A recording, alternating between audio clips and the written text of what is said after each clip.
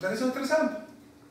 Voilà un pays qui a mis énormément de moyens pour pouvoir éduquer ses enfants. Parce que nous sommes le pays qui met le plus d'argent dans ce système d'éducation. Voilà un pays qui, pour l'enseignement supérieur, nous avons à peu près une université qui fait 400 000 étudiants. Et une formation professionnelle qui n'atteint même pas 80 000 jeunes pour la formation professionnelle. C'est quoi ce pays? C'est quoi ces choix? On veut devenir une armée mexicaine, une armée de généraux? Ce sont des mauvais généraux.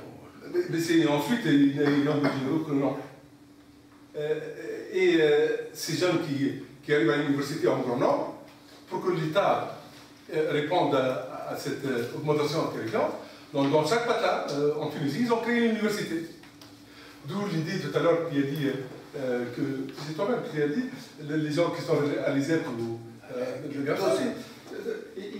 c'est une journée de travail. Et c'est ce qu'on appelle, en France, c'est ce qu'on appelle les turboprofs, qui vont faire le cours et qui rentrent dans les grandes villes. Nous avons, je ne sais pas quoi, les voitures profs, on a dépensé un argent fou. On a créé des aides pour pouvoir répondre aux besoins de l'entreprise, avec une éducation bien précise, tout ça. Aujourd'hui, c'est devenu des endroits pires que l'université. Qui a été responsable de ça? C'est nous. C'est un peu... Il y a une politique qui a laissé l'université en marge. Parce qu'elle ne voulait pas que l'université se mêle de la chose publique. On demandait à l'université, les politiques, on lui demandait à l'université juste de boucler. De ne pas parler. Sinon, à l'intérieur, nous sommes libres de faire tout ce que nous avons envie de faire. Et personne ne vient nous dire pourquoi vous faites ceci plutôt que cela. Donc, ce que vous voyez aujourd'hui, c'est le résultat d'une politique et il ne faut pas s'en étonner. Est-ce que maintenant, nous sommes cuits définitivement pour cette histoire-là? Moi, je dis non. On est en train de faire une opération citoyenne, notre groupe, et on a dit, nous avons montré que parmi ces chômeurs, lorsqu'on discute convenablement avec un secteur d'activité, pour connaître quelles sont les compétences dont ils auraient besoin, parce que ces compétences, les jeunes ne les ont pas. Mais si on trouve quelque part où leur donner ces vraies compétences, eh bien on peut trouver une solution à ce chômage. Et nous avons fait une activité citoyenne. On a regroupé les informaticiens, ils se sont regroupés dans la société qui TACT, et ils nous ont fait un cahier de charge, voilà les compétences dont on a besoin.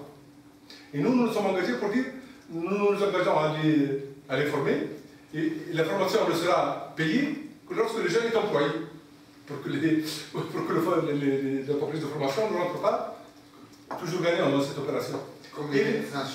Et l'État ne paye que si le jeune est employé, et ça se fait. Donc on a commencé par mettre le pilote sur le pied. Il y a 200 jeunes qui finissent un peu leur formation, et on voudrait montrer que cette opération, on peut le mettre au pied pour tous les secteurs d'activité. Parce que faire travailler ces jeunes alors qu'ils n'ont pas les compétences qu'il faut, c'est une perte sèche. Parce que qu'est-ce qu'ils font si l'administration a les fait? Ben, ils vont bloquer l'administration. Parce que comme ils n'ont rien à apporter à cette administration, et les privés, ils ne les recrutent pas.